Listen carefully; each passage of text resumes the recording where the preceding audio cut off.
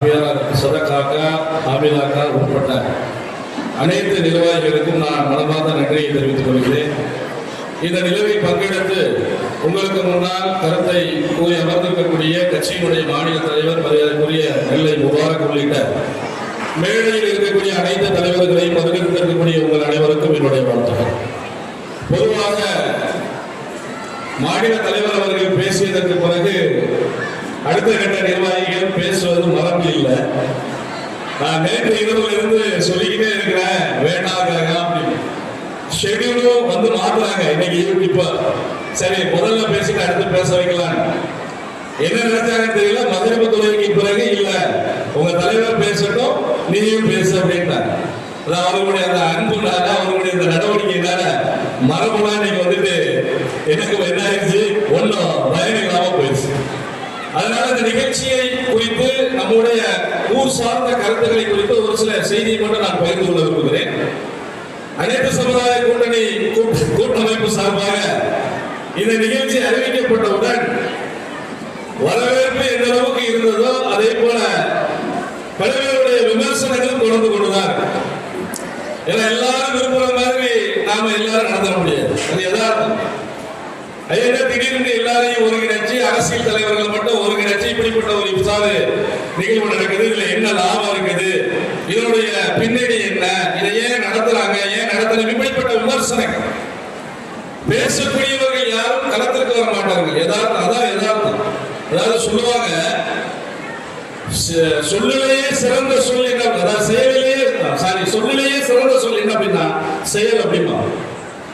அப்ப சொல்றது மட்டும் பலன் இல்லை, செய்யணும். பொதுவா நமக்கு ஒரு கருத்து இருக்குது, அல்லது நான் நல்லது செய்யணும், அல்லது நான் இது மாதிரியான நிகழ்வுகளை நடத்தணும் என்று பிரியப்பட்டா சொல்றது மாத்திரமல்ல செய்ய வடிவம் கொடுக்கணும். அதற்கு செய்வதற்கு தயாராக வேண்டும்.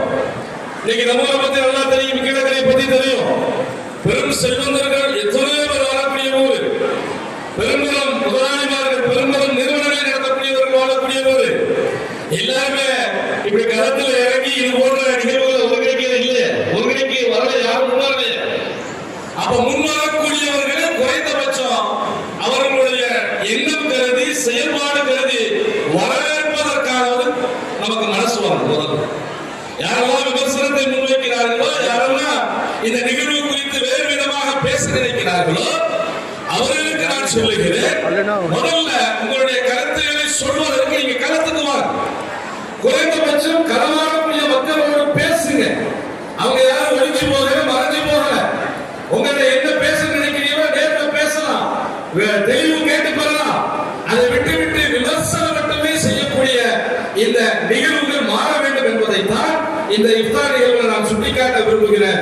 ஏன்னா இஸ்லாமிய அடிப்படையில ஒரு ஹதீஸ், ஒரு நபிகள் இருக்கிறார், அவர்களுடைய எண்ணத்தை பொறுத்து அதற்கான பலன் கிடைக்கும்.